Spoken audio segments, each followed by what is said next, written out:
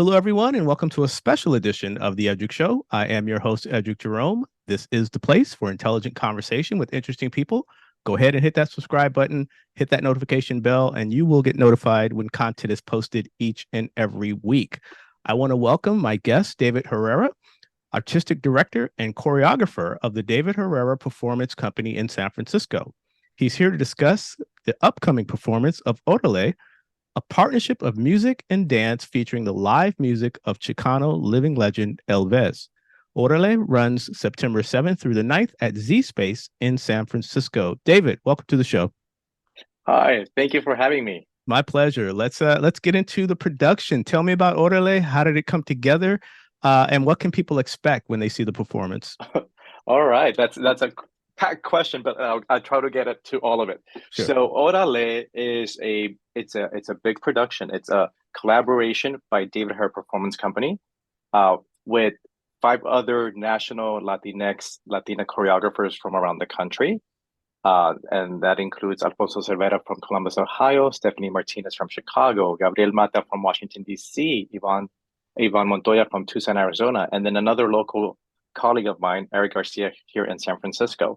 So it's a collaboration between us and then with Elvis as well. Elvis and his band, the Memphis Mariachis.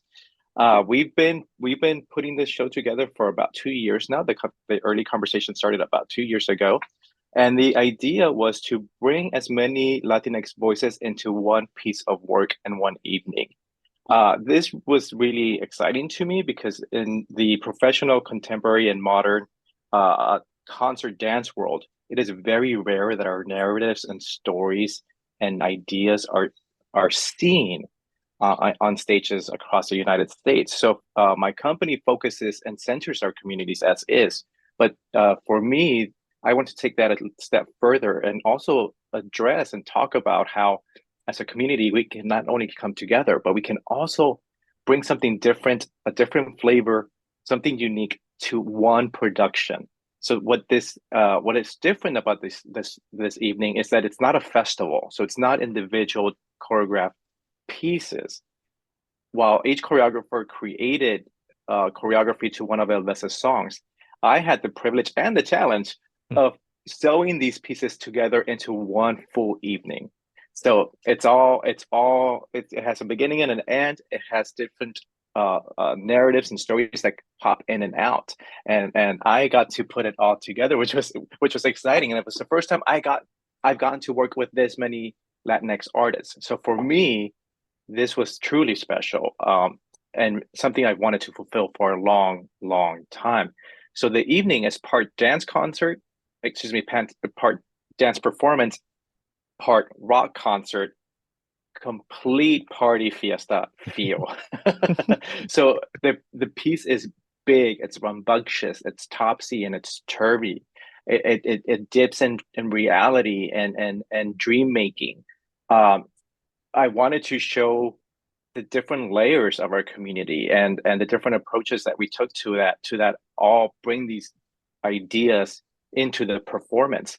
So it has a very loose narrative because I that's really the way I think our community lives. We come in and out of moments, right? I Spanglish with friends, then I move into Spanish, then I move into English, right? I'm first generation. My parents were immigrants to the country.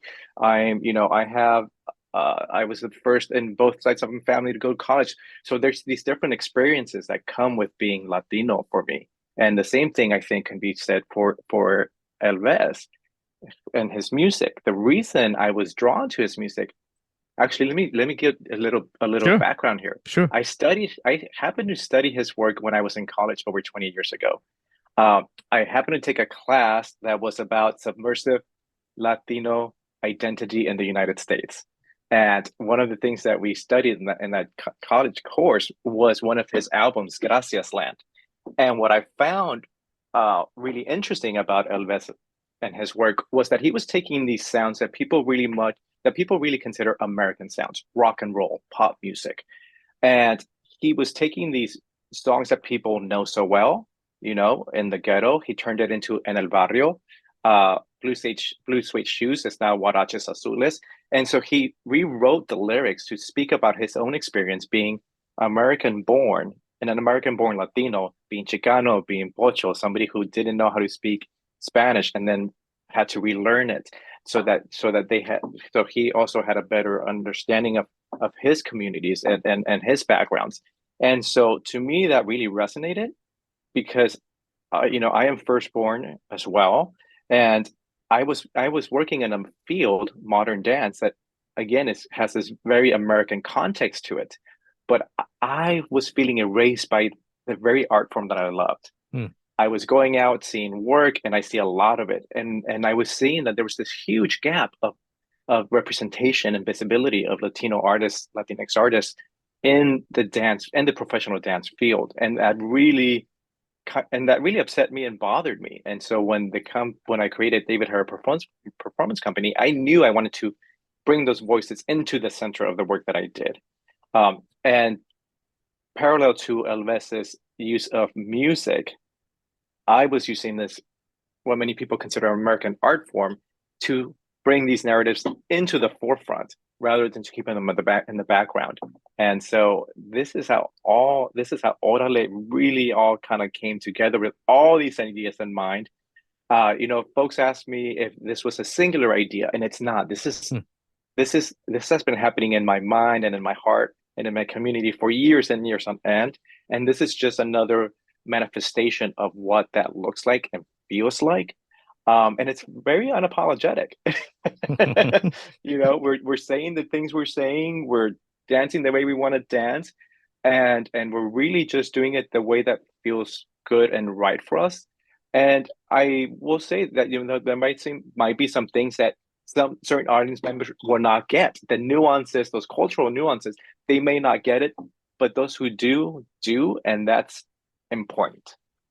That was actually, I was going to lead into that. My next question was, and you kind of alluded to it, why is it so important, especially these days, for people of color to tell their own stories in their own way? What does that mean to you about telling your own story in your own way? Yeah, so I grew up in Hollywood, California. So I grew up in the middle of the entertainment industry. Literally, I was one block away from Hollywood Boulevard, Hmm. and my community was very, very multicultural. A global majority was my community around me, and uh, and to me, that's what resonated. That's what makes sense. And then to move into certain fields, both in education and the professional arts field, I again I noticed how much lack there was of representation for pretty much any community of color, right? Yeah, And absolutely. and so and so really it became a crusade almost, um, to make sure that everything that I do touches on this idea somehow, whether it's through a narrative, through a theme, through who I'm presenting, who's dancing in the company.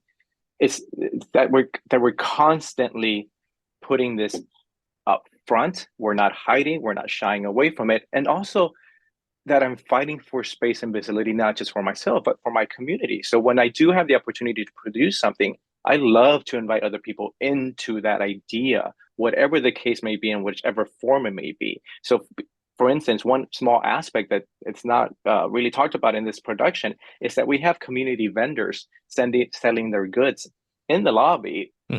before and during before the performance, during intermission, after the show.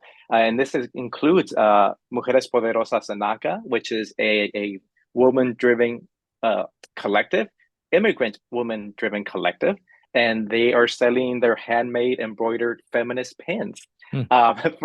from Central and South America, right? And so it's this kind of community building aspect that I really try to bring into my work, even though we are first and foremost a performance company. We also have programming outside of the dance company for community members. So we have a mentorship program for emerging young uh, dance artists to teach them everything that has taken me almost 20 years to learn, right? That I had to learn the hard way. And for me, it's important to pass this information down for free. There's no charge. The mentorship, I give them everything that I have learned so that hopefully that they can get to the space that I'm at much sooner than it took me to be here, Hmm. right? Passing that wealth down. We also have a national initiative for working artists all around the country. It's called Latinx Hispanic Dancers United, and this initiative has many different programs running at the same time. So while we are a performance company, we're also a community, and I recognize that we're now a community builder, and we are taking a lead role nationally, which is exciting. It's a lot of work. Don't get me wrong, it's a lot of work, but it's exciting, and I think it was needed, and that's why Órale is important. Órale is important to show how we can how not only can we come together, but how much power we have when we do, Mm-hmm. right? I think that is a good example to set for any community, particularly any community that has felt marginalized by the status quo and by history in the U.S., is to show that we have wealth amongst ourselves. I always describe it this way. Um, if it, I almost think about it the way we celebrated events growing up, whether it's a celebration or something sad. So for instance, if we're celebrating a quinceañera or somebody's parents passed in another country, the community rile came together. So people would donate money or bring food or whatnot. And so I think about it like, you bring tortillas, I bring rice, somebody else brings corn, and all of a sudden, while we all thought we were lacking individually, when we come together to the table, we have a feast. And Órale is a feast. It's a feast for the eyes. It's a feast for the senses. There's a lot going on. The expression value is not only happening in the music of Elvez and the dances themselves, but it's happening in the costuming. It's happening in the stage design by Rogelio Lopez, the costuming by Ismael Acosta. I told all the designers, the lighting designers, I said, let's not be shy about this. Let's just go for it. Let's give it full blast. Let's again do it the way we want to do it, rather than having the influences from the outside. And don't get me wrong, there was moments where I still allowed that outside perspective to kind of creep in, and I Mm-hmm. kept thinking like, is this going to be too much? Is this going to be too loud? Is this going to be understood by the masses? And I have to remember that what's important is that we tell the stories we want to tell and do it the way we want to do it. And I need to, and I keep coming back to that because that is my anchor. Every time I start expanding outwardly again and start thinking about uh, everybody's opinion about this, that's when I start to lose the thread of what this is really about, which is my communities, our communities. So yeah, so that's, I would say that's why it's important. And of course it's fun to collaborate with another art form. Mm-hmm. Having the live band and the dancers is just, whew, it's exciting, it's exhilarating, maybe at moments a little too much, but that's okay. Your passion is definitely coming through, even in this interview. I could tell it's going to be a wonderful, wonderful show. Let me ask you now just about the collaboration and bringing all this together. Obviously, when you have this many creative types, you have this many folks coming together for a performance like this.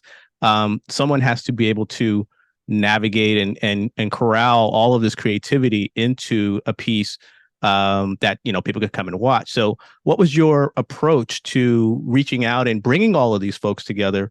And then, how did you go ahead and navigate through ensuring that everybody's creativity and their ability is heard and presented? But at the same time, you, as you know, you have to have some way of corralling all of this together. How'd you do that? Yes.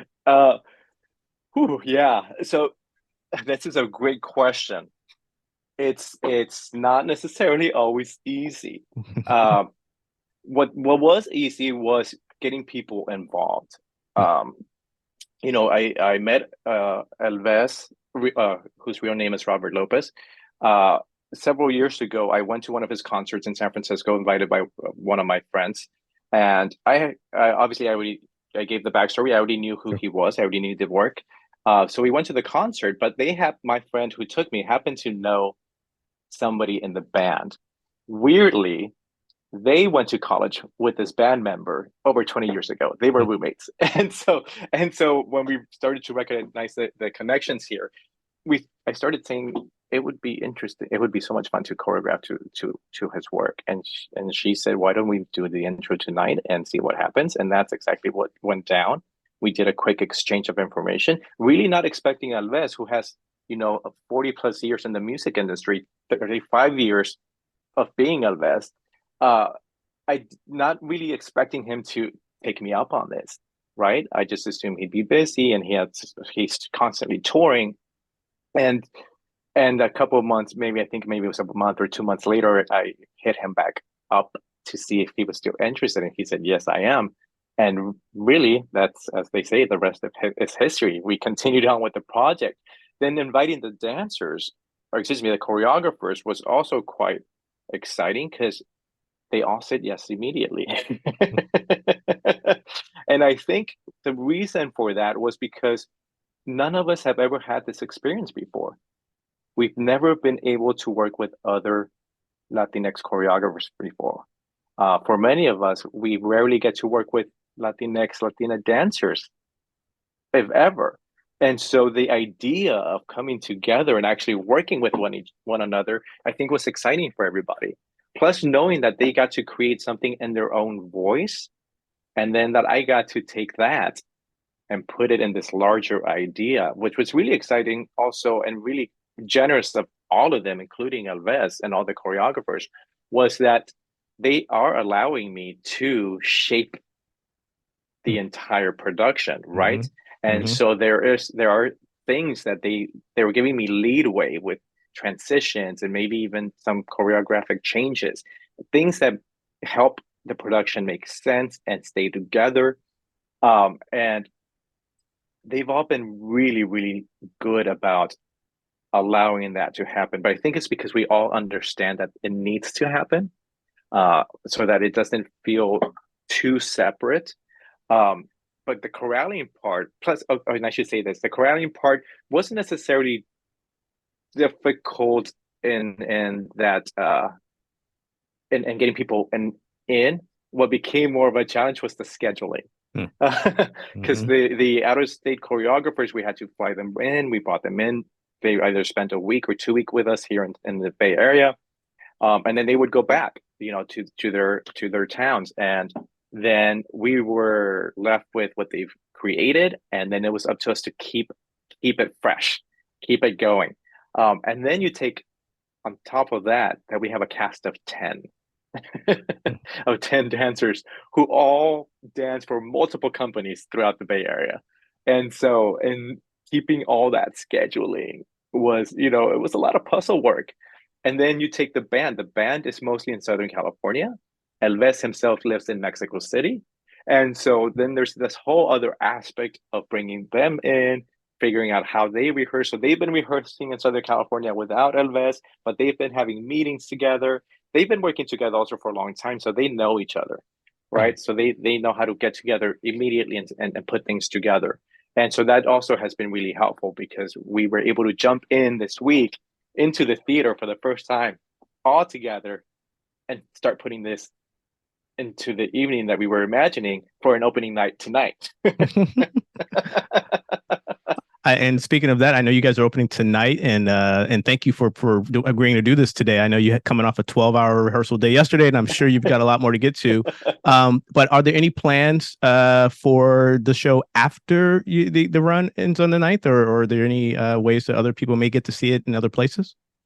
Yes, so there are other plans. This is one production we feel really strongly about touring. So we are gonna be we are shopping this piece already, if you will, to other locations, particularly to the towns where the choreographers are from. That's a high interest to bring the work there. Plus, I also do believe that a work like this, especially given the community aspect and how many people from around the country we brought in to work on it, cannot stay just in the Bay Area. Right.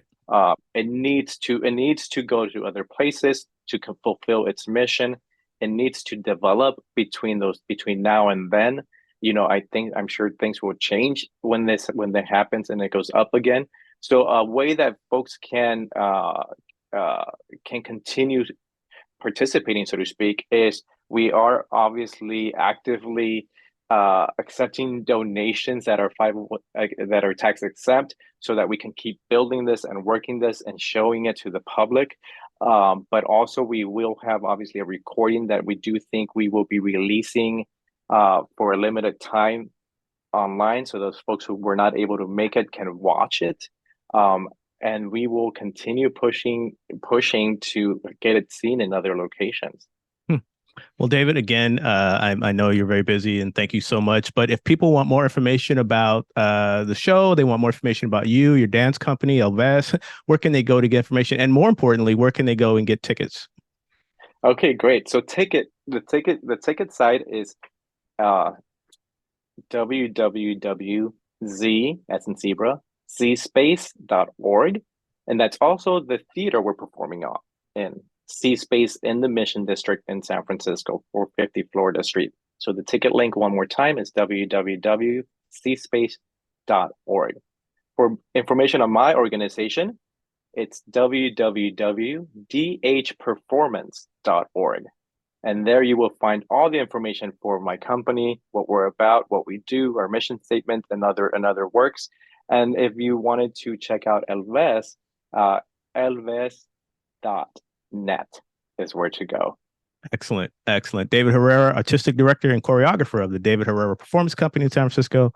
Thank you so much for appearing on the Edu Show, and congratulations and good luck on Órale. And again, I think it's important, and you mentioned it, that other people will be able to see it as well, and that it seems like it's just starting. So congratulations.